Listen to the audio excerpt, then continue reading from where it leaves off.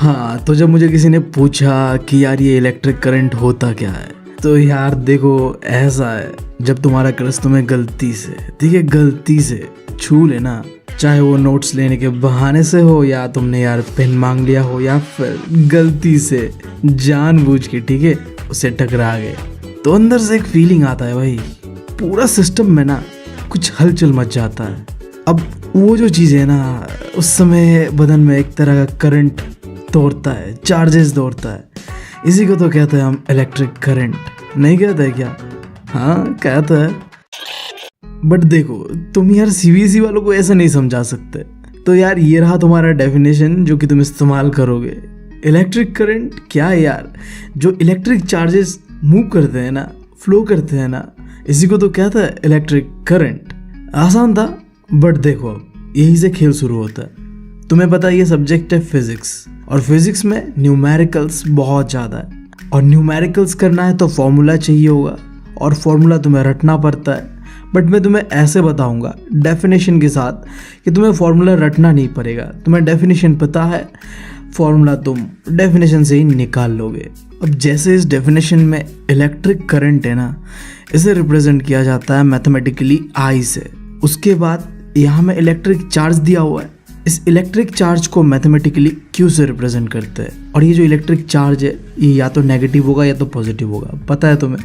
Negative charge को हम electron कहते हैं और पॉजिटिव चार्ज को हम प्रोटॉन कहते हैं। और साथ में ये रेट ऑफ फ्लो दिख रहा है तुम्हें, ये है टाइम, ठीक है। देखो तुम्हें यहाँ में 3 चीज़ें मिला, आई, टी और क्यू। इससे हमारा इलेक्ट्रिक करंट का फॉर्मूला आता है जो कि है I = Q/T, ठीक है। यानी कि अगर तुम्हें इलेक्ट्रिक करंट का फॉर्मूला चाहिए तो तुम्हें इलेक्ट्रिक चार्जेस को टाइम से डिवाइड कर देना है, निकल आएगा। बहुत आसान था।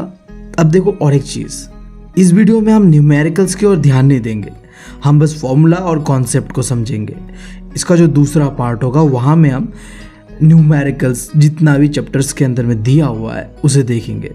तो यार इस वीडियो के लिए बस कॉन्सेप्ट पे फोकस रखना, ठीक है। अब देखो ये जो 3 चीज़ें हैं, इलेक्ट्रिक करंट, इलेक्ट्रिक चार्ज और टाइम, इन तीनों को ना मैथमेटिकली जब हम सॉल्व करते हैं ना, तब हमें एक स्मॉलेस्ट यूनिट चाहिए होता है। तो ये इंपॉर्टेंट तो नहीं है तुम्हारे लिए, बट जब मैथमेटिकली करोगे तब ज़रूरत पड़ता है, तो कॉन्सेप्ट क्लियर कर लो। तो जो एसआई यूनिट है करंट का वो है एम्पियर, और चार्ज का एसआई यूनिट है कूलॉम, और टाइम का तो तुम्हें पता ही है, सेकंड। अब देखो ये चीज़ तुमने समझ लिया कि करंट का स्मॉलेस्ट यूनिट है एम्पियर। अब अगर तुम्हें पूछ दे कि 1 एम्पियर कैसे बनता है, तो देखो बहुत आसान है। 1 एम्पियर करंट बनता है जब 1 कॉलम चार्ज 1 सेकंड में कोई डिवाइस से हम पास कराते हैं, तब वो होता है 1 एम्पियर। बहुत आसान है, जो मैंने बताया इसी चीज़ को तुम मैथमेटिकली कुछ इस तरीके से लिख सकते हो, ठीक है। हाँ, तो तुमने यहाँ तक आने के बाद इलेक्ट्रिक करंट क्या होता है वो तो समझ लिया। अब उसके बाद इस चैप्टर के अंदर में दूसरा टॉपिक है पोटेंशियल डिफरेंस। अब इस टॉपिक को ना मैं नहीं समझा रहा, मैं इस काबिल हुई ही नहीं, मैं तो छोटा सा इंसान हूँ। तुम यार जाकिर भाई के मुंह से सुन लो ये बात, वो मुझसे काफ़ी अच्छी तरीके से तुम्हें एक्सप्लेन कर पाएंगे। लेकिन मुझे ऐसा लगता है एक लड़का तभी सीखता है जब उसकी लाइफ में लड़की आती है। मतलब जितना इवॉल्व एक लड़का अपनी पर्सनालिटी में लड़की की वजह से होता है, लड़कों की वजह से हो ही नहीं सकता भाई साहब, क्योंकि प्यार में इंसान अपनी लिमिट पुश करता है। हाँ, तो तुम लोग क्या समझे यहाँ से? लोग पुश करते हैं अपने आप को प्यार में, हाँ करते हैं, स्पेशली हम लड़के तो करते ही है। तो यार हमारी तरह ही ना जो इलेक्ट्रिक करंट होता है ना, इनके अंदर में जो ये चार्जेस होते हैं, ये क्या करते हैं, एक पॉइंट से दूसरा पॉइंट मूव करते हैं। अब तुमने सोचा ये कैसे मूव करता है, कोई इन्हें पुश करता है। तो ये जो पुश करता है ना, यही चीज़ है पोटेंशियल डिफरेंस।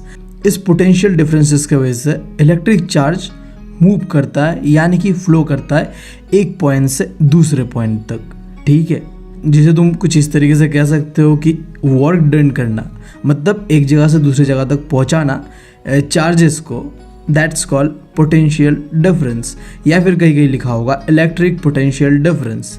देखो इसे दूसरे नाम से भी बुलाया जाता है जो कि है वोल्टेज, और जो इसका फॉर्मूला है वो तुम्हें डेफिनेशन से ही मिल जाएगा। डेफिनेशन में ध्यान से देखो, वर्क डन जो कि W से रिप्रेजेंट किया जाता है, और चार्ज जो कि Q से रिप्रेजेंट किया जाता है। इससे तुम्हारे पास आ गया पोटेंशियल डिफरेंस, यानी कि तुम कह लो वोल्टेज का फॉर्मूला। ठीक है, सब चीज़ें आसपास ही रहते हैं हमारे भाई, बस ध्यान देना होता है थोड़ा बहुत। हाँ, तो अगर क्वेश्चन ऐसा आ गया कि ये 1 वोल्ट होता क्या है या फिर कैसे बनता है, तो देखो बहुत आसान है।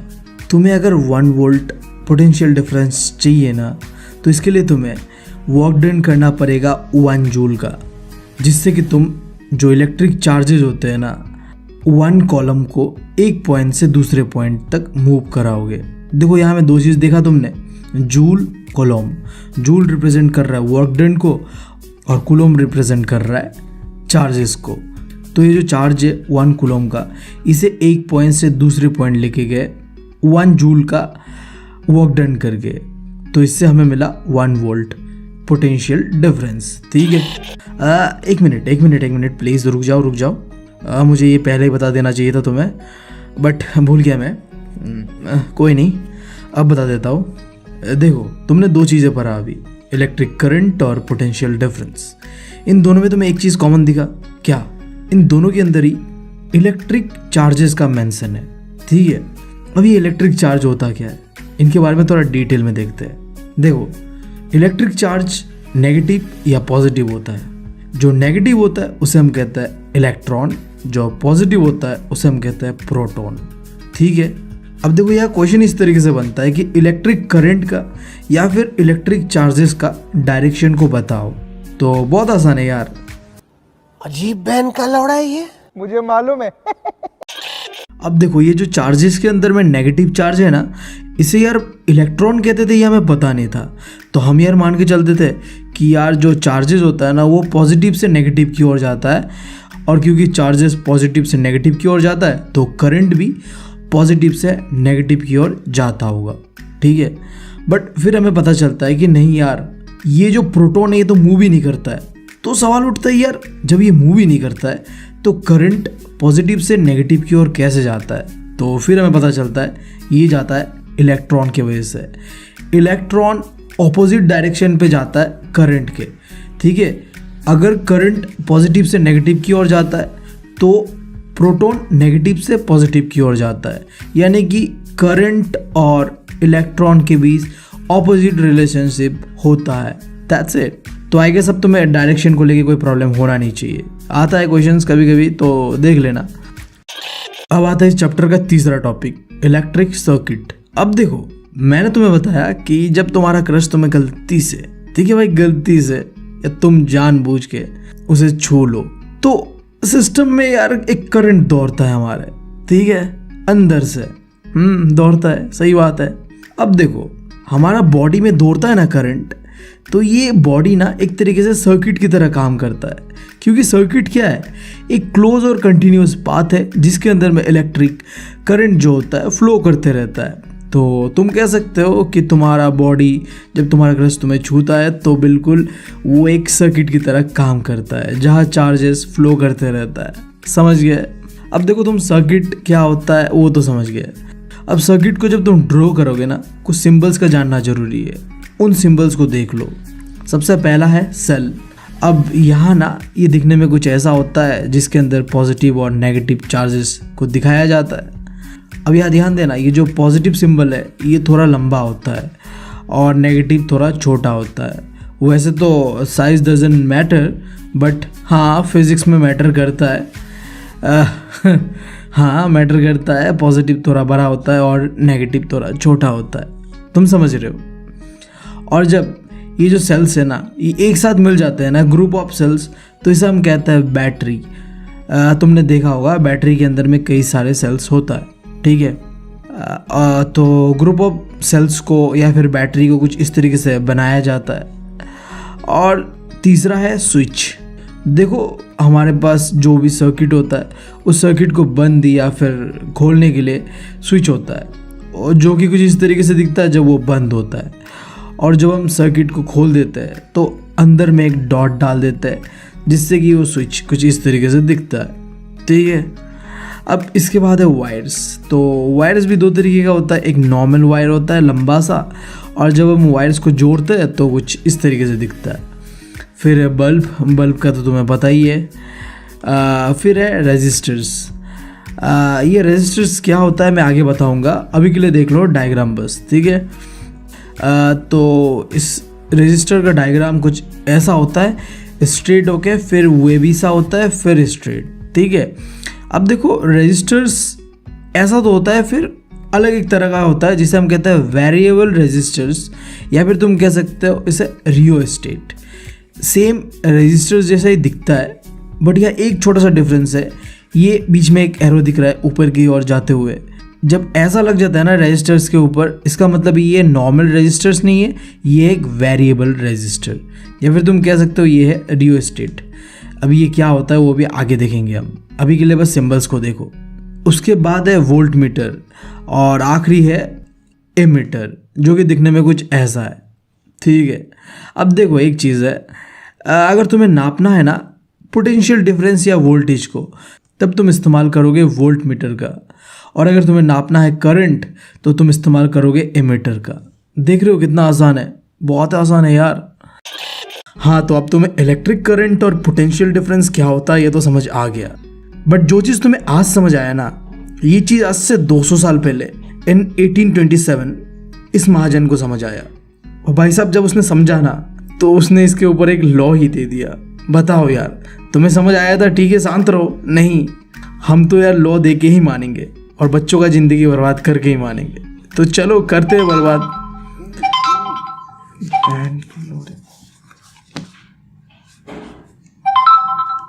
कितना गंदा आदमी हूं मैं यार। तो चलो यार करते हैं ज़िंदगी को बर्बाद ओम्स लॉ को पढ़ते हुए।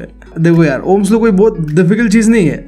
ओम्स लॉ के अंदर में बताया गया है इलेक्ट्रिक करंट और पोटेंशियल डिफरेंस यानी कि वोल्टेज के बीच कैसा रिलेशनशिप होगा। बाकी यार देखो, ये तो प्रॉब्लमेटिक वाला चीज़ है, यहाँ अपने रिलेशनशिप को ही संभाल नहीं पाते हम, और यहाँ करंट और वोल्टेज का रिलेशनशिप कैसे समझे क्या बता यार, तुम लोग का तो फिर भी ठीक ही होता होगा, अपने पे तो यार अब तक रिलेशनशिप में आया ही नहीं कभी। खैर क्या ही करना उससे, हम तो सिंगल लौंडे, दूर रखते हैं सब बातें। अपने को तो अब यही रिलेशनशिप समझना है, क्योंकि अपने पास तो कोई ऑप्शन है नहीं। चलो यार, तो देखो ओम्स लॉ में बताया गया कि करंट और वोल्टेज के बीच एक डायरेक्ट रिलेशनशिप या फिर एक प्रोपोर्शनल रिलेशनशिप होता है, जिसका मतलब ये है कि अगर तुम कोई डिवाइस के अंदर में ना उसका वोल्टेज बढ़ाओगे तो करंट भी बढ़ेगा वहाँ, और अगर तुम वोल्टेज कमाओगे तो करंट भी कमेगा। ये चीज़ बताया था ओम्स लॉ के अंदर में, ठीक है, कि करंट जो होता है ना एक डिवाइस के अंदर में या सर्किट के अंदर में, वो डायरेक्टली प्रोपोर्शनेट होता है उसके पोटेंशियल डिफरेंस से। और तुम्हें पता है पोटेंशियल डिफरेंस यानी कि वोल्टेज, तो बताना ये चाह रहा है कि वोल्टेज और करंट के बीच डायरेक्ट रिलेशनशिप। समझ गए? हाँ, अब क्या ही कर सकते हैं, पता नहीं, शायद ये करंट और वोल्टेज निब्बा निब्बी होते होंगे। हाँ, तो जो निब्बी कहेगा और निब्बा को तो मानना पड़ता है ना भाई साहब। तो हमारा वोल्टेज हो गया निब्बी और करंट हो गया निब्बा, तो निब्बी ने कुछ कहा तो निब्बा ने करके दिखा दिया। हाँ, तो ये जो है मैथमेटिकली अब बताते हैं कैसे करना है, ठीक है। करंट रिप्रेजेंट करता है आई से, और वी रिप्रेजेंट करता है वोल्टेज या फिर पोटेंशियल डिफरेंस। और ये जो तुम्हें ये सिंबल दिख रहा है ना, इसका मतलब है प्रोपोर्शनल यानी कि बराबर, इक्वल, समझ रहे हो। बट जब तुम किताब में ओम्स लॉ का फॉर्मूला देखोगे ना, तो वो ऐसा नहीं दिखता है, वो कुछ ऐसा दिखता है, V = IR, ठीक है। अब तुम्हें इतना तो पता है कि I क्या होता है और V क्या होता है, बट ये R कहाँ से आया? ये कहाँ से आया बे? कहीं डैडीज नाजायज औलाद तो नहीं है भाई ये? कुछ ऐसा ही है समझो। देखो, तुम्हें पता है एक डिवाइस के अंदर में वोल्टेज बढ़ाओगे करंट भी बढ़ता है, बराबर। बट अब वो जो डिवाइस है वो किसी वायर से कनेक्टेड है ना, बढ़िया। अब देखो वो वायर के अंदर में जो करंट पास करता है ना, तो वो डिपेंड करता है कि वायर का मटेरियल कैसा है। जैसे कि देखो, कोई वायर्स होता है जैसे कि कॉपर का, जो कि बहुत ही अच्छा कंडक्टर होता है इलेक्ट्रिसिटी का, बट वहीं पे कुछ ऐसे वायर्स भी होते हैं जो कि अच्छा कंडक्टर नहीं होता है इलेक्ट्रिसिटी का। तो इसके वजह से एक रेजिस्टेंस बनता है। जब तुम अच्छे वायर से इलेक्ट्रिसिटी को पास करोगे तो वहाँ में रुकावट कम होता है, यानी कि रेजिस्टेंस कम होता है। और वहीं पे जो बेकार सा वायर्स होता है जो कि गुड कंडक्टर ऑफ इलेक्ट्रिसिटी नहीं होता है, वहाँ में जब इलेक्ट्रिसिटी को हम पास करते हैं तो वहाँ में जो रेजिस्टेंस यानी कि रुकावटें हैं वो ज़्यादा दिखता है हमें। तो यही से आता है आर।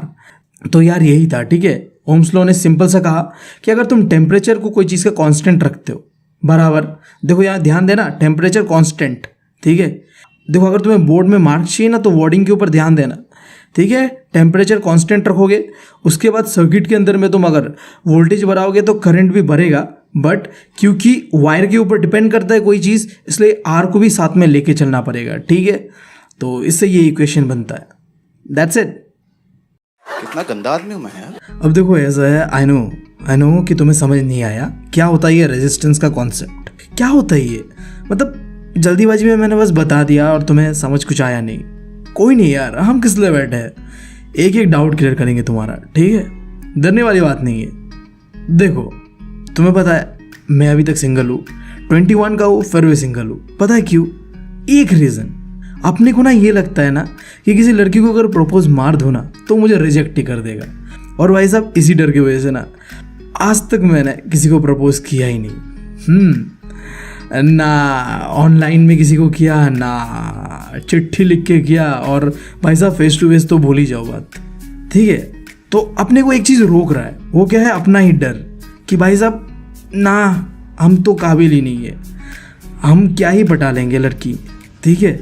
तो ये अपना रेजिस्टेंस है, रोक रहा है ये चीज़ हमें। उसी तरीके से ना वायर्स के अंदर में या डिवाइस के अंदर में करंट को फ्लो होने से रोकता है एक चीज़, और वही चीज़ को कहते हैं रेजिस्टेंस। समझ गए? बहुत आसान था। आसान तो होगा ही। अब देखो रेजिस्टेंस का जो स्मॉलेस्ट यूनिट जिसे तुम ऐसा यूनिट कहते हो वो है ओम्स। ये क्यों ओम्स के नाम से है? क्योंकि ओम्स चचा ने ही इस रेजिस्टेंस का कॉन्सेप्ट हमें दिया था, तो उनके नाम पे ही है। हाँ, अब अगर क्वेश्चन आ गया कि बताओ 1 ओम्स कैसे निकालोगे? बहुत आसान है। जब हम 1 वोल्ट का पोटेंशियल डिफरेंस एक सर्किट के अंदर में दोहराते हैं तो उससे क्या होता है? 1 एम्पायर करंट दौड़ता है उस सर्किट के अंदर में, और जिससे कि 1 ओम्स रेजिस्टेंस भी क्रिएट होता है, ठीक है। यानी कि तुम सिंबॉलिकली कह सकते हो 1 ohms equals to 1 volt divided by 1 ampere, ठीक है। और देखो रेजिस्टेंस के ऊपर भी न्यूमेरिकल सॉल्व करना है। उसका जो जनरल फॉर्मूला है R is equals to V divided by I, ठीक है। देखो मैं एक चीज़ तुम लोगों को बता रहा हूँ, जितना भी मैंने फॉर्मूलाज अभी बताया उन्हें थ्योरी से अलग रखो, क्योंकि जब हम न्यूमेरिकल्स करेंगे ना तब तुम्हें ना ये फॉर्मूला से हेल्प करेगा। तो अगर तुम फॉर्मूलाज का अलग से बना रहे हो तो अच्छा रहता है। तुम्हें कैसे करना है? बस जैसे कि हमने अब तक क्या क्या पढ़ा है करंट के बारे में, उसका अलग फॉर्मूला है तो उसे लिख लो, करंट बोल के लिख के नीचे में उसका फॉर्मूला। फिर तुम पोटेंशियल डिफरेंस लिखो ऊपर और उसका फॉर्मूला को नीचे लिखो। फिर ओम्स लॉ का अपना फॉर्मूला है उसे भी लिख लो, और अभी हमने रेजिस्टेंस पढ़ा है उसका भी लिख लो। तब क्या होगा, जब आगे हम न्यूमेरिकल्स करेंगे तो मैं एक चीज़ क्लियर होगा कि देखो इस क्वेश्चन में ये फॉर्मूला लगेगा। इतना क्लैरिटी होगा ना तो भाई साहब समझ रहे हो आगे क्या होने वाला है, धमाल। हाँ, तो रेजिस्टेंस क्लियर है। अब यार इसके बाद देखो 2 कॉन्सेप्ट एक एक मार्क का पूछा जा सकता है। ये रेजिस्टर्स और रियोस्टेट क्या होता है? पहले बात करते हैं रेजिस्टर्स से। देखो तुम्हें पता है डिवाइस के अंदर में करंट फ्लो होता है, जितना हम वोल्टेज लगाएंगे करंट उतना ही ज़्यादा होगा, इतना पता है। बट देखो हर एक डिवाइस का अपना एक कैपेसिटी होता है। तुम अगर उस डिवाइस में उस कैपेसिटी से ज़्यादा करंट को फ्लो करोगे तो वो डिवाइस क्या हो जाएगा? जल जाएगा। ऑब्वियस सा बात है। तो हम एक डिवाइस के अंदर में कितना करंट पास हो एक लिमिट फिक्स कर सकते हैं एक डिवाइस लगाते हुए, और वो डिवाइस और कुछ नहीं, ये रेजिस्टर्स है। हम रेजिस्टर्स को लगाते हैं ताकि जब डिवाइस के अंदर में करंट जाए, भाई साहब इतना ही जाना है, उससे ज़्यादा नहीं जाना है, ठीक है। ज़्यादा जाओगे तो फिर डिवाइस तो फट ही जाएगा। इसे तुमने देखा होगा जो पहले समय के टीवीज़ थे या फोन्स था, क्या होता था? वोल्टेज के फ्लक्चुएशंस की वजह से फट जाता था। बट देखो अभी नहीं फटता है क्योंकि हमने काफ़ी टेक्नोलॉजी को इवॉल्व कर लिया उसके ऊपर, ठीक है। फिर जो दूसरा कॉन्सेप्ट है रियोस्टेट, ये क्या है? ये एक डिवाइस है जिसे तुम मैनुअली कंट्रोल कर सकते हो रेजिस्टेंस को, ठीक है। मतलब यार देखो अगर मान लो तुम्हें कोई डिवाइस के अंदर में करंट को कंट्रोल करना है, ज़्यादा कम, ठीक है, फ्लक्चुएट करना है खुद से मैनुअली, तब तुम क्या करोगे? इस रियोस्टेट का इस्तेमाल करोगे, और जब तुम्हें ज़रूरत होगा ज़्यादा करने का तुम ज़्यादा कर लोगे, जब कम होगा कम कर लोगे। That's called rheostat. अब देखो इसके बाद जो अगला टॉपिक है, क्या क्या फैक्टर्स है जिसकी वजह से रेजिस्टेंस किसी भी कंडक्टर के अंदर में डिपेंड करता है। इसे ना थोड़ी देर के बाद समझते हैं। थोड़ा सा 2-3 कॉन्सेप्ट है, एग्जाम पॉइंट ऑफ व्यू से तो इतना रिलेटेड नहीं है, बट तुम्हें जो ये टॉपिक है ना, इसे समझाने के लिए वो समझना बहुत ज़्यादा ज़रूरी है। तो 2 मिनट लूँगा ज़्यादा से ज़्यादा, बट आई गेस तुम्हें इससे बहुत ज़्यादा मदद मिलेगा। देखो, कोई भी जो चीज़ है ना, वो या तो गुड कंडक्टर ऑफ इलेक्ट्रिसिटी हो सकता है, या पुअर कंडक्टर ऑफ इलेक्ट्रिसिटी हो सकता है, या फिर वो हो सकता है इंसुलेटर। देखो, गुड कंडक्टर यानी वहाँ आसानी से इलेक्ट्रिसिटी पास कर सकता है। तो ऐसे चीज़ों में ना रेजिस्टेंस काफ़ी लो होता है, क्योंकि वो इजीली करंट पास कर रहा है, तो रेजिस्टेंस ना के बराबर ही होगा, ऑब्वियस सा बात है। दूसरा है पुअर कंडक्टर ऑफ इलेक्ट्रिसिटी। इसके अंदर में क्या होता है, इलेक्ट्रिसिटी पास तो होता है, बट हाँ थोड़ा बहुत रुकावटें होता है, यानी कि रेजिस्टेंस होता है, बट बहुत ही लिमिटेड होता है। फिर जो तीसरा है इंसुलेटर्स, इसके अंदर में इलेक्ट्रिसिटी पास ही नहीं होता है भाई साहब, जिसका वजह से इसका जो रेजिस्टेंस है ना, वो बहुत ही ज़्यादा होता है। ये चीज़ क्लियर है। अब एग्जाम्पल के लिए तुमने यार वायर्स को देखा है, इसके अंदर में जो अंदर वाला पार्ट होता है ना, क्या होता है, वो मेटल का बना हुआ होता है, यानी कि वो होता है good conductor of electricity. But ऊपर का जो वो रबर वाला वायर होता है ना, वो क्या होता है, इंसुलेटर होता है। तुम अगर रबर को छूओगे तो तुम्हें करंट नहीं लगेगा, बट अगर तुम उस रबर के अंदर में जो मेटल है उसे छू लोगे ना भाई साहब, उसके बाद तुम इस दुनिया में तो रह नहीं पाओगे, तुम्हें बस स्वर्ग ही सुधारना पड़ेगा। हाँ, तो ये समझने के बाद अब हम बढ़ते हैं इस टॉपिक पे। तो पहला चीज़ देखो, किसी भी कंडक्टर के अंदर में रेजिस्टेंस कितना रहेगा नहीं रहेगा। जो पहला फैक्टर है कि उस कंडक्टर का लेंथ कितना है। अगर कोई कंडक्टर का लेंथ लंबा है तो रेजिस्टेंस भी ज़्यादा होगा। अगर वो कंडक्टर का लेंथ छोटा है तो उसका जो है रेजिस्टेंस भी कम होगा, पहला चीज़। दूसरा चीज़, रेजिस्टेंस कंडक्टर का डिपेंड करता है कंडक्टर का एरिया कितना है, यानी कि वो कितना मोटा है या कितना पतला है। देखो जनरली क्या होता है, अगर कोई कंडक्टर है, या कि तुम कंडक्टर ऐसे कंफ्यूज मत हो ना, ठीक है, वायर्स कुछ भी ले सकते हो, ठीक है, जहाँ से इलेक्ट्रिसिटी पास करता हो, ठीक है। अगर वो चीज़ ना मोटा होता है ना, तो उसके अंदर में इलेक्ट्रिसिटी आसानी से पास कर सकता है, तो वहाँ रेजिस्टेंस कम रहता है। और वहीं पे अगर वो चीज़ पतला हो, थिन हो, तब वहाँ में क्या होगा, करंट आसानी से पास नहीं कर पाएगा, रेजिस्टेंस ज़्यादा होगा। That's it. फिर जो तीसरा है नेचर ऑफ ए मटेरियल, वो तो मैंने अभी तुम्हें बताया ही है कि अगर कोई conductor good conductor of electricity है तो वहाँ में रेजिस्टेंस कम होगा, और अगर इंसुलेटर है तो वहाँ रेजिस्टेंस बहुत ज़्यादा होगा। ठीक है, तो यार खत्म ये टॉपिक भी फिर। हाँ, तो इसके बाद एक नया कॉन्सेप्ट, एक नया वर्ड, जिसके नाम से ही ना तुम्हारी मतलब हाँ गाल तुम्हारी गाल लाल हो सकती है। बहुत ही खतरनाक वर्ड है। उस वर्ड का नाम है, उस कॉन्सेप्ट का नाम है रेजिस्टिविटी। देखो, तुम्हें पता है रेजिस्टेंस का मतलब क्या होता है, रुकावटें। कैसे तुम एक वायर के अंदर में इलेक्ट्रिसिटी को रोकते हो, दैट्स कॉल्ड रेजिस्टेंस। ओके, यहाँ में देखो रेजिस्टिविटी और रेजिस्टेंस में एक छोटा सा अंतर है। देखो, अगर मैं तुम्हें कहूँ एक वायर या फिर एक डिवाइस के अंदर में इलेक्ट्रिसिटी जब पास कर रहा था ना, तो उसे कितना रोका है तुमने, कितना रेजिस्टेंस दिखाया है, यानी कि मैं तुम्हें कह रहा हूँ न्यूमेरिकली निकाल के दिखाओ मुझे, तब ये कॉन्सेप्ट आता है रेजिस्टिविटी का। ठीक है, तो रेजिस्टिविटी कुछ नहीं है, कितना रेजिस्टिंग पावर है कोई भी मेटल के अंदर में इलेक्ट्रिक करंट को रोकने का, दैट्स कॉल्ड रेजिस्टिविटी। ठीक है, इसका जब तुम मैथमेटिकली कैलकुलेशन करोगे तो इसका जो स्मॉलेस्ट यूनिट है, या फिर तुम कह लो ऐसा यूनिट है, वो है ओम मीटर। और एक चीज़ देखो, रेजिस्टिविटी को इससे फ़र्क नहीं पड़ता है कि तुम्हारा कितना मोटा है और कितना लंबा है। क्या ऐसे क्या देख रहे हो? अबे मैं वायर का बात कर रहा हूँ, कितना मोटा वायर, कितना लंबा वायर। साले डर्टी माइंडेड पीपल, कुछ भी मतलब ना, मतलब कुछ भी।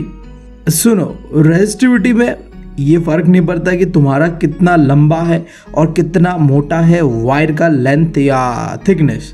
ठीक है, जबकि रेजिस्टेंस के अंदर में हमने पढ़ा था कि वो कितना लंबा है, कितना मोटा है और उसका मटेरियल कैसा है, उसके ऊपर डिपेंड करता है। बट रेजिस्टिविटी के अंदर में सिंपली ये डिपेंड करता है कि कोई भी जो वायर है वो किस क्वालिटी का है, किस मटेरियल से बना हुआ है, दैट्स इट। हाँ, तो इसके बाद एक चीज़, अगर तुम्हें एग्जाम में ना इन दोनों के बीच का डिफरेंस पूछ दे कि बताओ रेजिस्टेंस और रेजिस्टिविटी में क्या डिफरेंस है, तो तुम ये जो मैंने लिख दिया है यहाँ में, तुम आगे देख पा रहे हो, इसे लिख देना।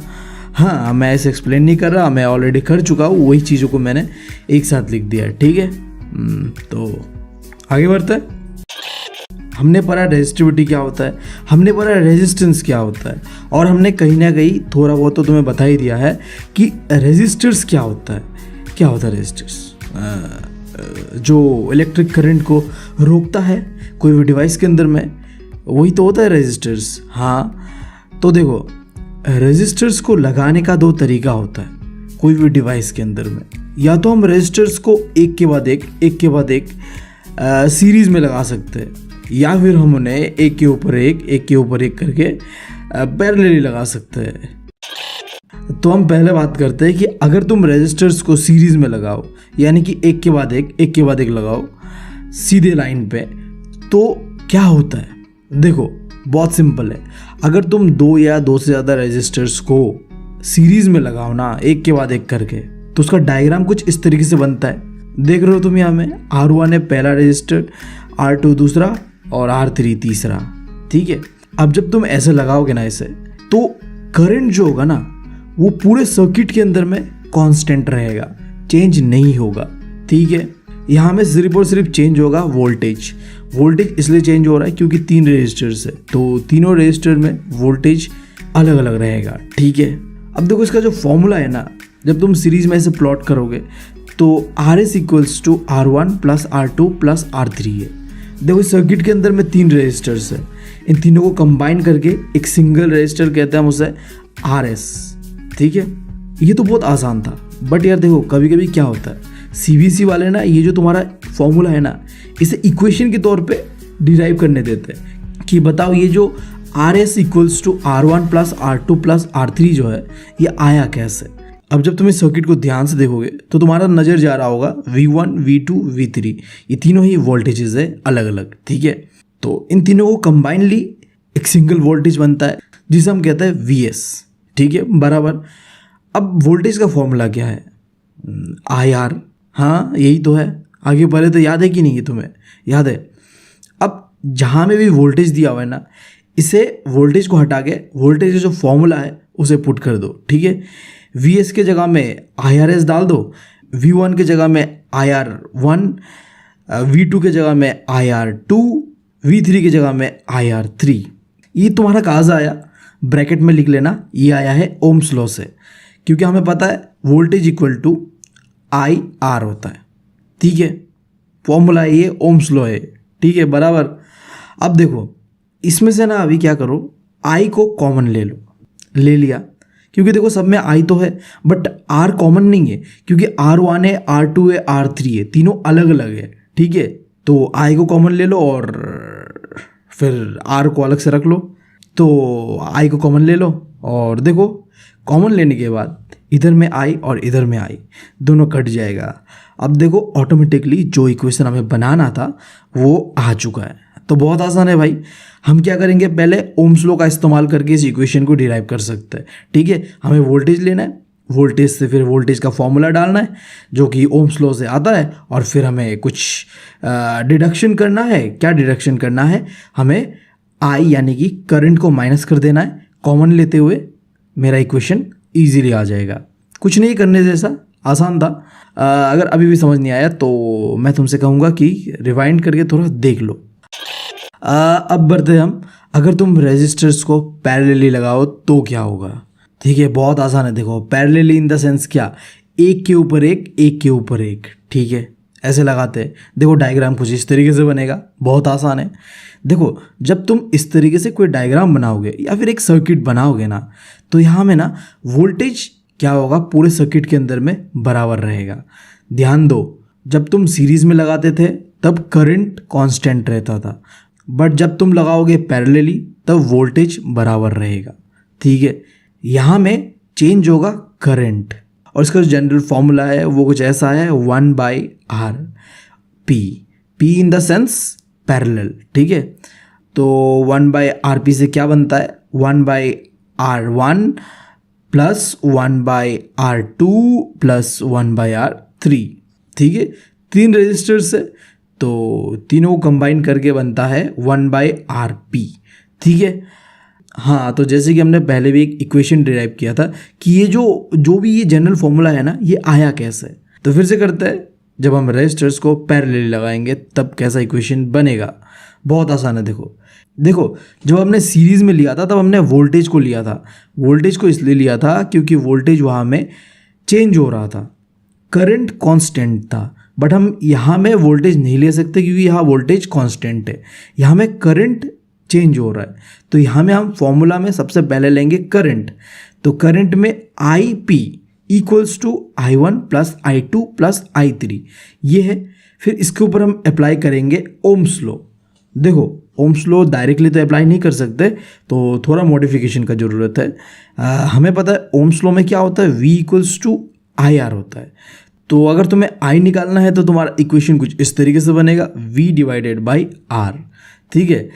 तो जब तुम कर लोगे इसे तो तुम्हारा इक्वेशन कुछ इस तरीके से बनेगा, V divided by RP equals to V divided by R1 plus V divided by R2 plus V divided by R3। ठीक है। ये कहाँ से आया, ये आया ओम्स लॉ से थोड़ा सा मॉडिफिकेशन करने के बाद। अब आगे क्या करना है तुम्हें पता है पैरेलल में वोल्टेज कांस्टेंट होता है, यानी कि बराबर होता है। तो हम मान के चल रहे हैं यहाँ पे जितना भी वोल्टेज का वैल्यू है वो 1 होगा, तो सबके ऊपर हम V हटाकर 1 1 1 1 डाल देंगे। तो ये आ गया हमारा फॉर्मूला, या फिर तुम कह लो जनरल इक्वेशन।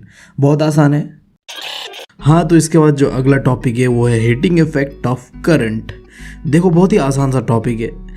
ये टॉपिक बताने का कोशिश ये कर रहा है कि करंट की वजह से कैसे डिवाइसेस के अंदर में हीट जनरेट होता है। ठीक है, डिटेल में समझते हैं।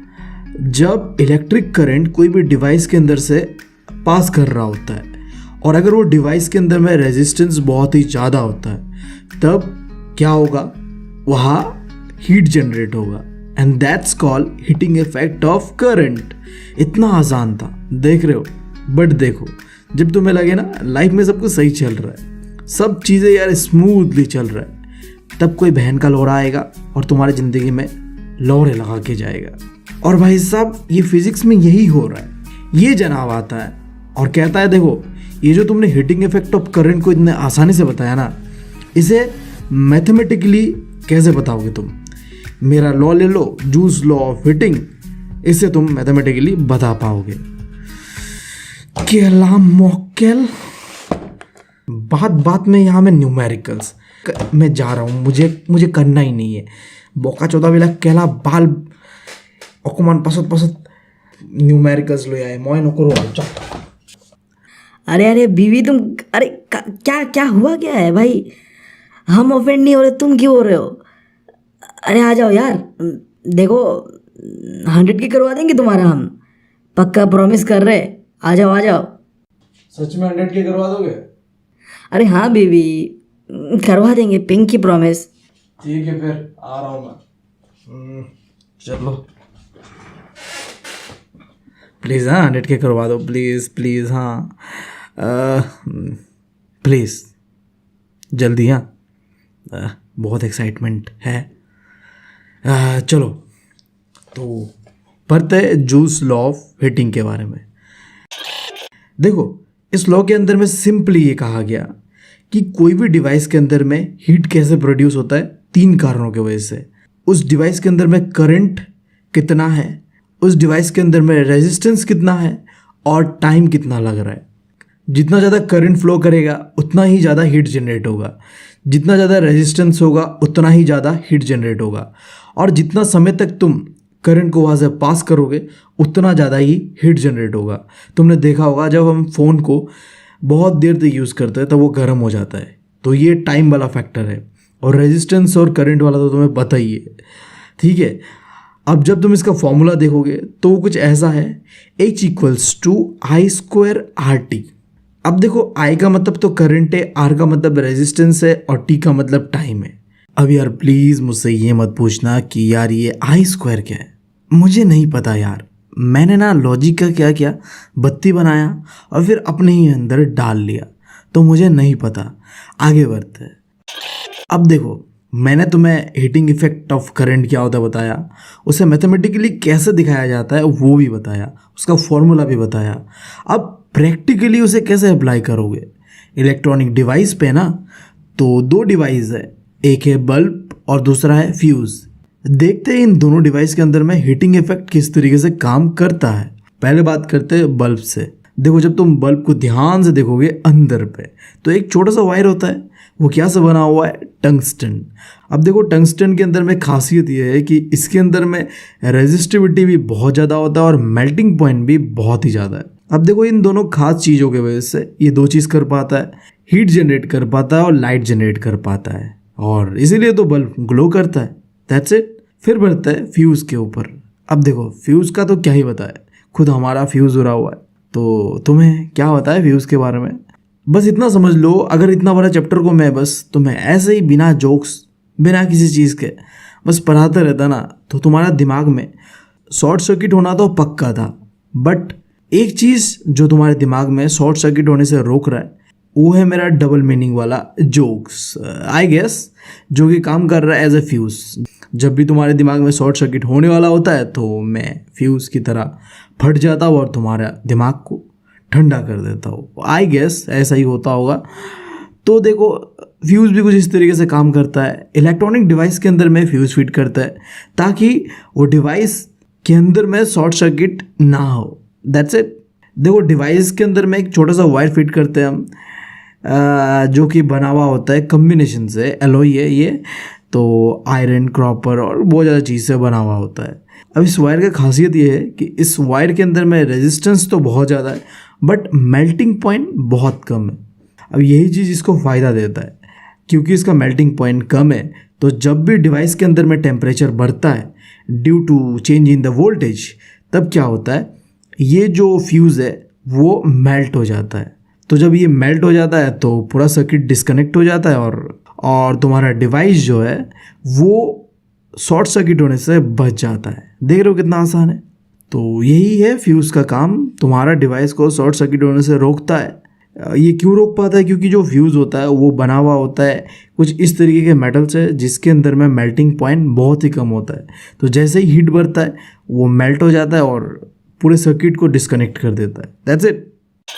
अब देखो इस चैप्टर का आखिरी टॉपिक, इलेक्ट्रिक पावर क्या है। बहुत आसान है यार। हमारे पास जितने भी इलेक्ट्रॉनिक डिवाइस है वो डिवाइसेस कितने समय पे कितना इलेक्ट्रिसिटी कंज्यूम करता है ये जानने को ही कहता है इलेक्ट्रिक पावर। ठीक है, हर डिवाइस का अपना अपना पावर होता है। जैसे देखो मेरा फ़ोन का पावर कितना है कि ये मुश्किल से 3 घंटा चल पाता है, उसके बाद भाई साहब डाउन और पबजी खेल नहीं पाते हम। 3 घंटा का कैपेसिटी है इसका। तो इसका जो इलेक्ट्रिक पावर है वो है 3 आवर्स। ठीक है, तो इलेक्ट्रिक पावर का ऐसा यूनिट यानी कि स्मॉलेस्ट यूनिट क्या है, वाट है। और क्या होगा, तो अगर तुम्हें सवाल आ गया कि 1 वाट कैसे निकालोगे, बहुत आसान है। 2 चीज़ चाहिए, करंट और पोटेंशियल डिफरेंस। देखो कैसे, अगर तुम कोई भी डिवाइस या सर्किट के अंदर में 1 एम्पायर करंट दोहराते हो और साथ ही साथ 1 वोल्ट पोटेंशियल डिफरेंस भी लगाते हो ना, तब तुम्हारे पास आएगा 1 वाट इलेक्ट्रिक पावर बराबर। अब इसके बाद देखो इलेक्ट्रिक पावर का ना फॉर्मूला क्या है हमने पढ़ा। देखो तुम्हें पता है फिजिक्स का आदत है, कोई भी टॉपिक पढ़ोगे उसके ऊपर तुम्हें मिल जाएगा अपना एक फॉर्मूला।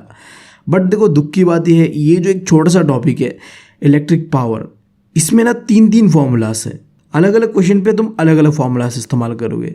पहला फॉर्मूला है P = VI, दूसरा फॉर्मूला है P = V²R और तीसरा फॉर्मूला है P = V²/R। देख रहे हो। अब देखो ये 3 फॉर्मूलाज है, इन तीनों फॉर्मूलाज को हम अलग अलग क्वेश्चंस पे इस्तेमाल करेंगे। सपोज देखो कोई क्वेश्चन है जहाँ तुम्हें बताया गया है कि वोल्टेज और करंट के बीच कैसा रिलेशन है, तब तुम पहला फॉर्मूला का इस्तेमाल करोगे।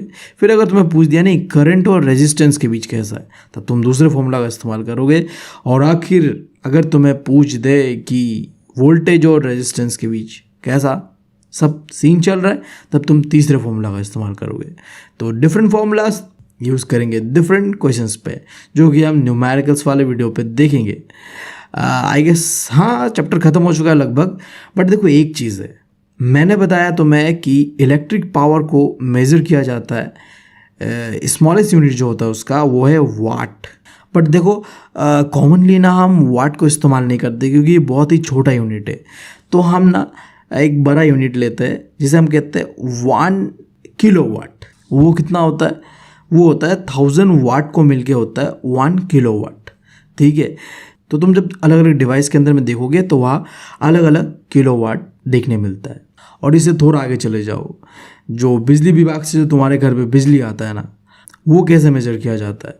तो वो भी किलोवाट पे ही देखा जाता है, बट वो घंटे के हिसाब से होता है। तो तुम कह सकते हो जो कमर्शियल यूनिट है इलेक्ट्रिक एनर्जी का वो है किलोवाट आवर। ठीक है, हाँ यही है। तो तुम कह सकते हो तुम्हारे घर में जो बिजली आता है, अगर तुम्हें उसे मेजरमेंट करना है यानी कि उसका कमर्शियल यूनिट निकालना है ना, तो तुम्हें क्या करना है? किलोवाट आवर के हिसाब से निकालोगे। तो तुम्हें यहाँ पे मैं एक टास्क दे रहा हूँ कि तुम अपने एरिया पे जाके पता करोगे, किसी से भी पूछ लेना कि 1 यूनिट बिजली का तुम्हारे यहाँ कितना चार्ज किया जा रहा है। कर लोगे आई गेस, इतना तो कर ही सकते हो। तो ठीक है यार, वीडियो होता है ख़त्म।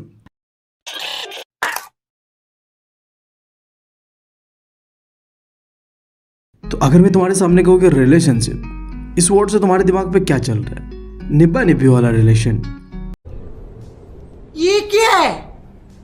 अच्छा चलो ये नहीं, ट्रू लव वाला, वही जो छपरिया करते हैं। ये सब क्या देखना पड़ रहा है? अच्छा है मैं अंधा हूँ। अच्छा ये भी नहीं, फिर क्या अब तुम्हारे दिमाग में ये तो नहीं चल रहा ना, सच्ची मोहब्बत जिसके लिए लोग जान तक दे देते हैं? हाँ कह सकते हो।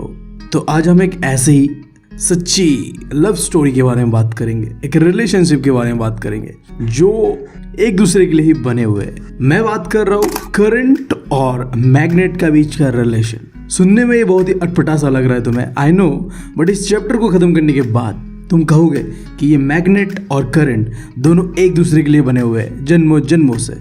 इन दोनों के बीच का प्यार मोहब्बत बहुत ही गहरा है। ये मैं ऐसा क्यों कह रहा हूँ इसे तुम बहुत ही जल्द समझ जाओगे। तो ये जो रिलेशन है ना करंट और मैग्नेट के बीच, ये हम नहीं समझ पाए थे। सबसे पहले समझा था इसे इन चच्चा ने, जिनका नाम है हैंस क्रिश्चियन ऑस्ट्रेट। तो बेसिकली इन्होंने देखा क्या कि जब कोई वायर में करंट दोहराता हो ना, तो उसके आसपास में एक मैग्नेटिक फील्ड बनता है। अब ये मैग्नेटिक फील्ड बनता है, ये उन्हें कैसे पता चला?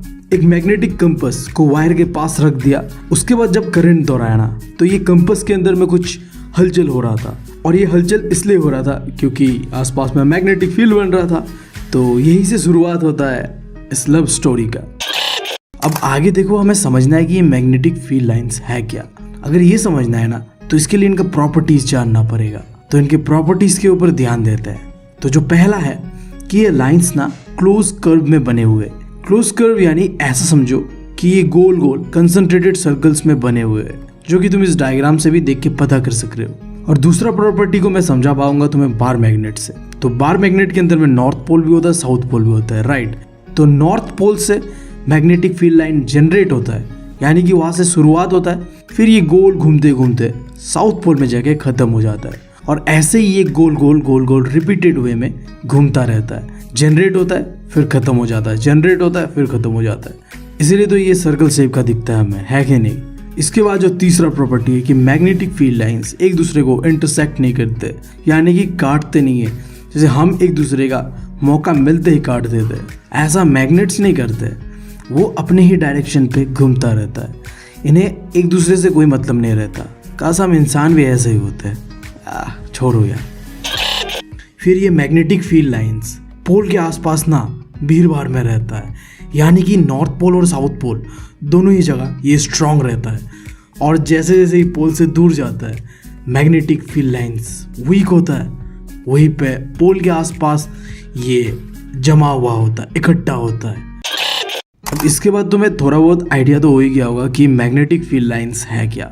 अब जो सवाल उठता है कि ये मैग्नेटिक फील्ड लाइन बनते कैसे हैं, तो ये बनते हैं ड्यू टू करंट, ये तो तुम्हें पता है।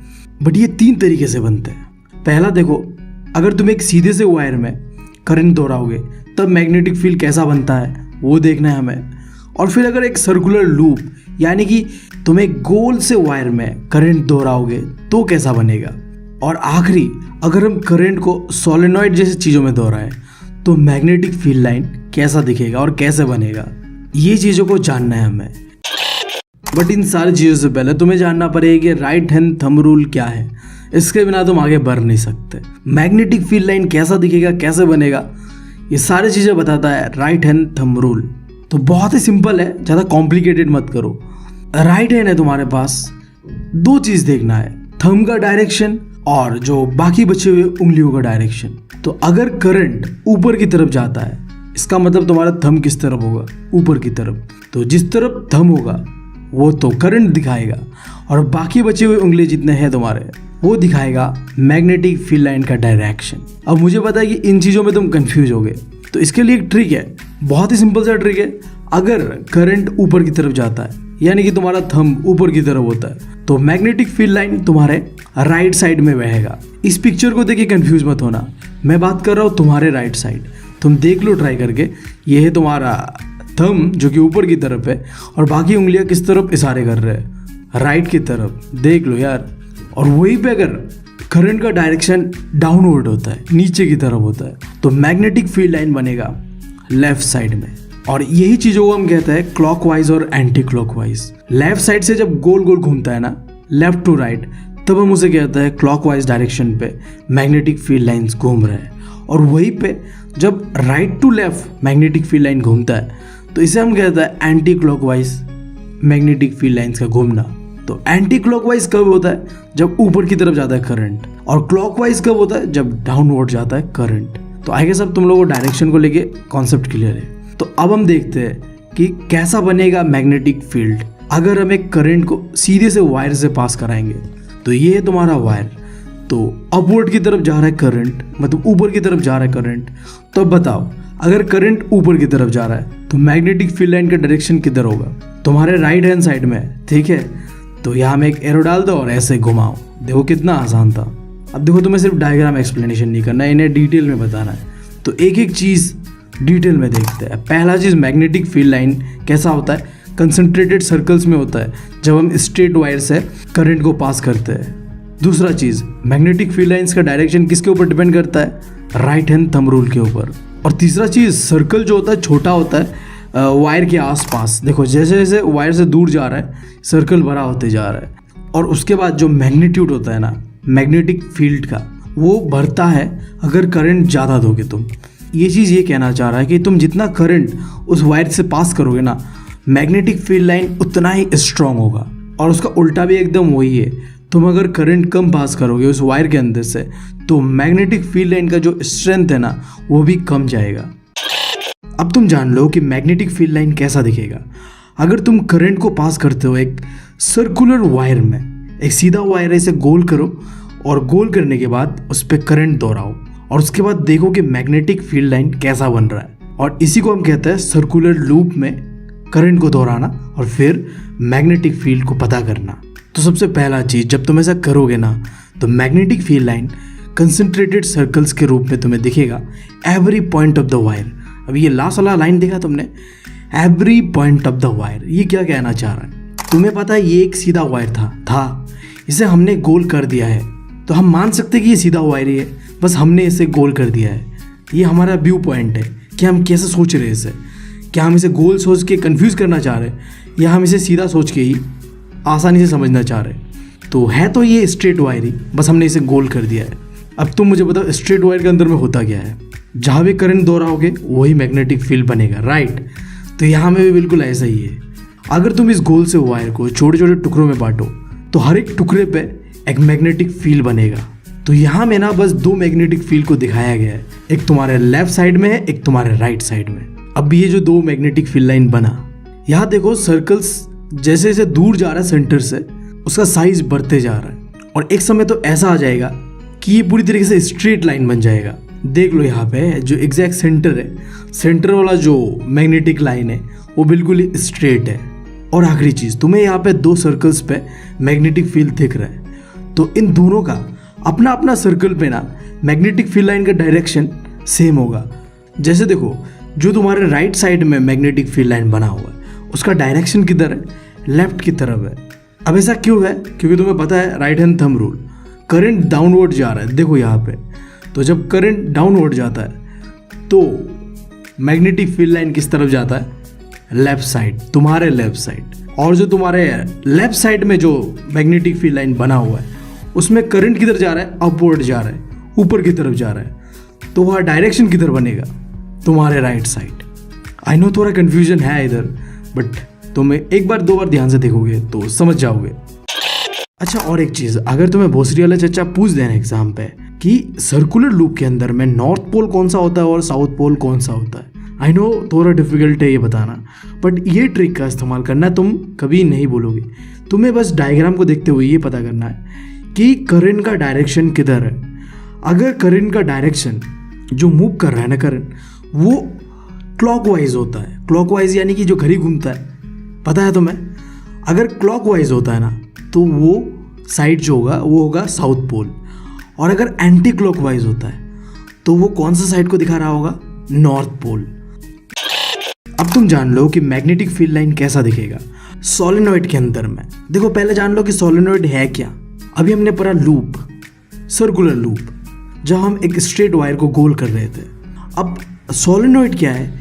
ये एक बार गोल किया, ऐसे ही जब हम एक के बाद एक, एक के बाद एक, एक के बाद एक कई सारे लूप बना देते हैं ना, उसे जोड़ देते हैं, तो वो होता है सोलेनॉइड। देख रहे हो तुम इस डायग्राम में भी कई सारे लूप्स मिलके एक सोलेनॉइड बन रहा है। तो इस डायग्राम को देख के ध्यान देने वाली बात यह है कि मैंने बताया था तुम लोगों को कि मैग्नेटिक फील्ड जनरेट कहाँ से होता है? नॉर्थ पोल से। तो देखो यहाँ में N, यहाँ से मैग्नेटिक फील्ड जनरेट हो रहा है जब इलेक्ट्रिसिटी इसमें दोहराऊंगा मैं, और फिर ये मैग्नेटिक फील्ड तुम्हें पता है गोल घूम के वापस आ जाता है साउथ पोल में, और साउथ पोल में आके ये फिर खत्म हो जाता है। इतना समझ लिए। अब देखो जो थ्योरेटिकल पोर्शन है उसे देख लेते हैं। पहला चीज़ तो मैंने बताया तुम्हें, सोलेनॉइड क्या है? एक सर्कुलर कॉइल है जो कि वायर से बनाया जाता है, कॉपर वायर, कोई भी हो सकता है, ठीक है। अभी आज जो दूसरा चीज़ है कि जब हम इलेक्ट्रिक करंट सोलेनॉइड के अंदर में फ्लो करते हैं तो ये जो सोलेनॉइड है ना, ये बिल्कुल ही बार मैग्नेट जैसा रिएक्ट कर रहा होता है।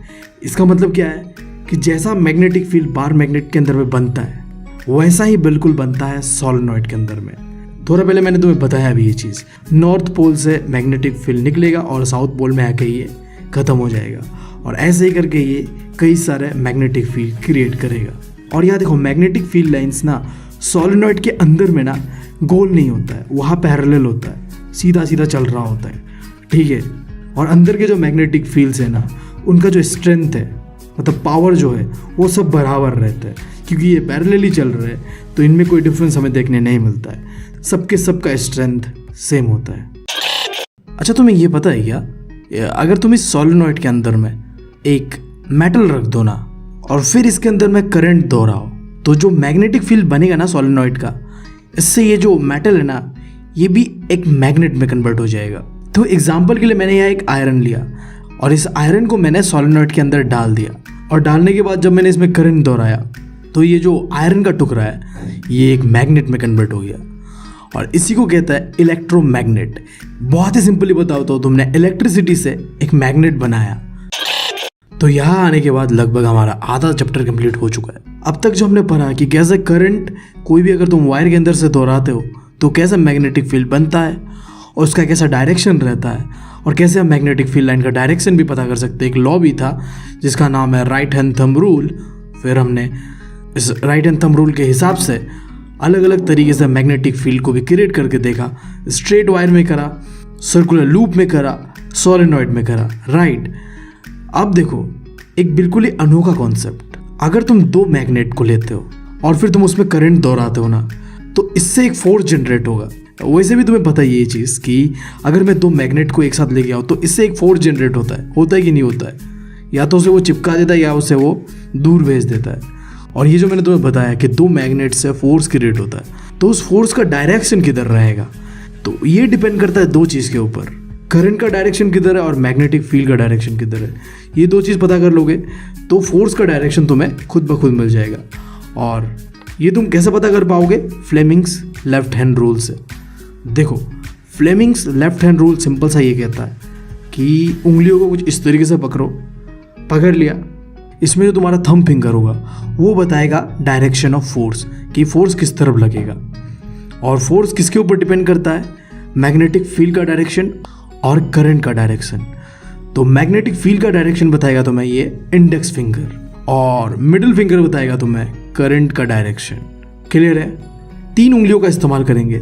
इससे पहले बस हमने 1 उंगली का इस्तेमाल किया था, बट यहाँ 3 उंगलियाँ हैं, तीनों का अलग अलग काम है। एक तुम्हें डायरेक्शन ऑफ फोर्स बताएगा जो कि ये थंब फिंगर, और इंडेक्स फिंगर बताएगा तुम्हें डायरेक्शन ऑफ मैग्नेटिक फील्ड, और मिडिल फिंगर बताएगा तुम्हें डायरेक्शन ऑफ करंट। तो यही जो चीज़ मैंने तुम्हें बताया ना, वो यहीं पे मैंने लिख के दिया है। अगर थ्योरेटिकली तुम्हें लिखने कहा जाए तो लिख देना। अब ये टॉपिक देखो, इलेक्ट्रिक मोटर। इसके अंदर में ये जो हमने अभी लेफ्ट हैंड थंब रूल पढ़ा है ना, इसका प्रैक्टिकली अप्लाई करके देखेंगे। 2 मिनट रुक जाओ, पहले ये देख लो कि इलेक्ट्रिक मोटर है क्या। तो इलेक्ट्रिक मोटर बेसिकली एक रोटेटिंग डिवाइस है जो कि घूमता है, और ये घूम के क्या करता है? इलेक्ट्रिक एनर्जी को मैकेनिकल एनर्जी में कन्वर्ट करता है। अब इसका काम कहाँ कहाँ आता है? इलेक्ट्रिक फैंस में, रेफ्रिजरेटर्स में, मिक्सचर्स, वॉशिंग मशीन्स और भी कई सारे चीज़। अब ये तो बेसिक्स था इलेक्ट्रिक मोटर का। अब यार तुम मुझे बताओ, इलेक्ट्रिक मोटर स्टार्ट कैसे होता है? हाँ तुम ही बताओ।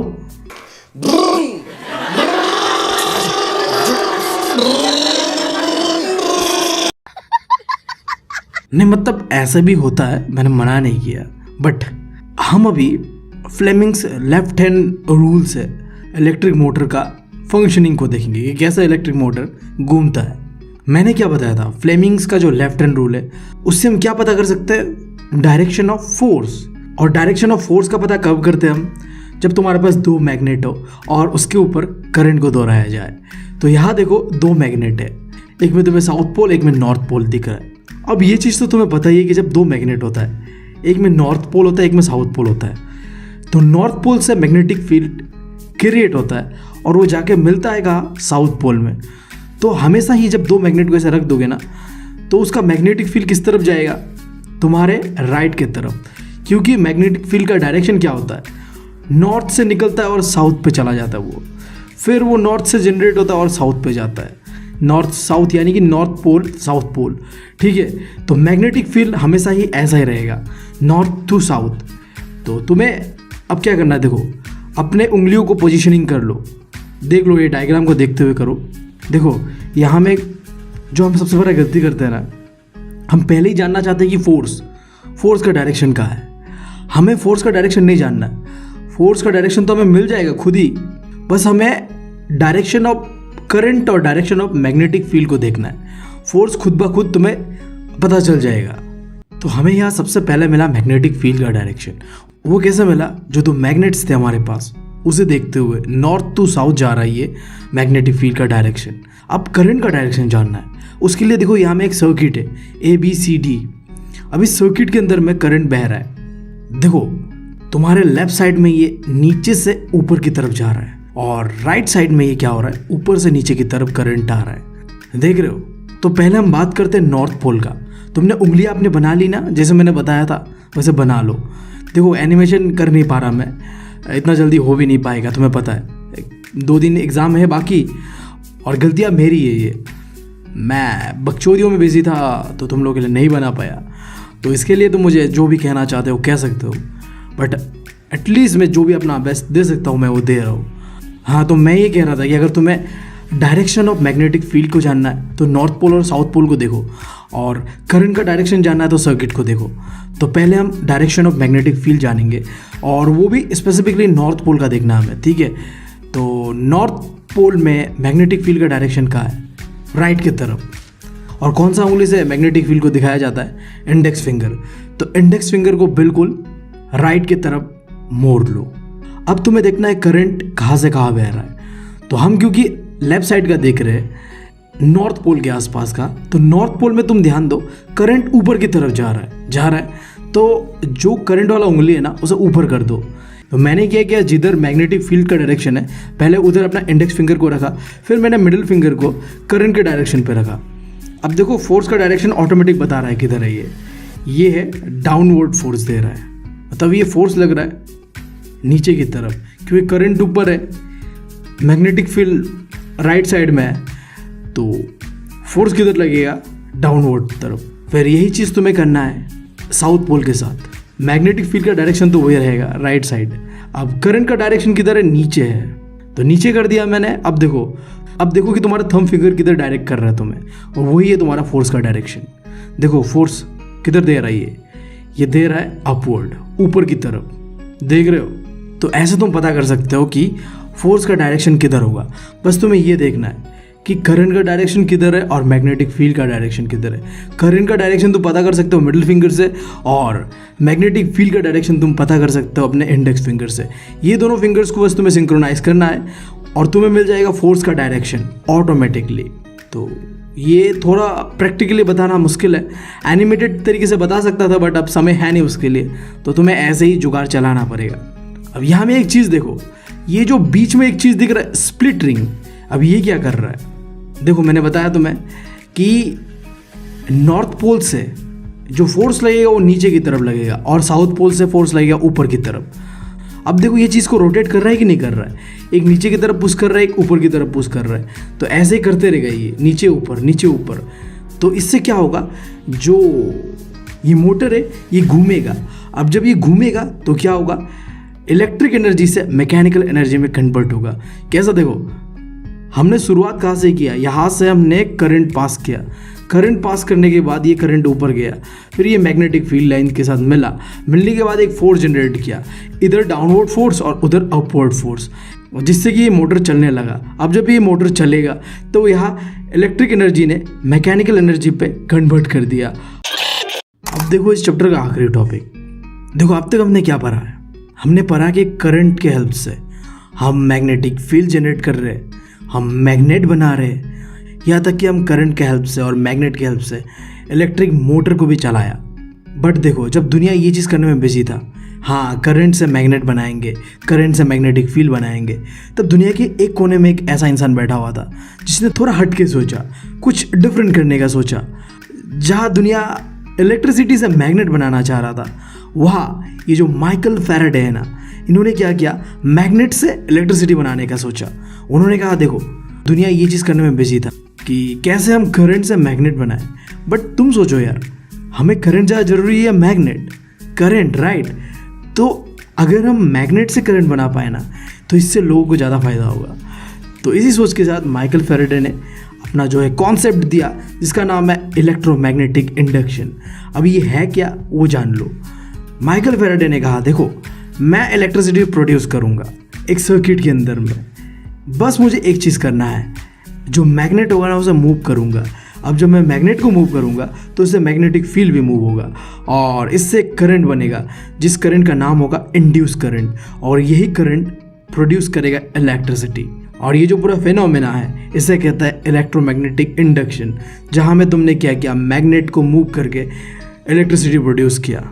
अब देखो यहाँ में एक चीज़ जो कि तुम्हें पूछ भी सकता है एग्जाम में, इलेक्ट्रोमैग्नेटिक इंडक्शन में हमें चेंज करना होता है मैग्नेटिक फील्ड को, और मैग्नेटिक फील्ड को हम दो तरीके से चेंज कर सकते हैं। तुम्हारे पास पहला तरीका ये है कि तुम मैग्नेट को घुमाओ, जब तुम मैग्नेट को घुमाओगे तो इससे मैग्नेटिक फील्ड बढ़ेगा कमेगा और इससे जो इंड्यूस करंट है वो बनेगा।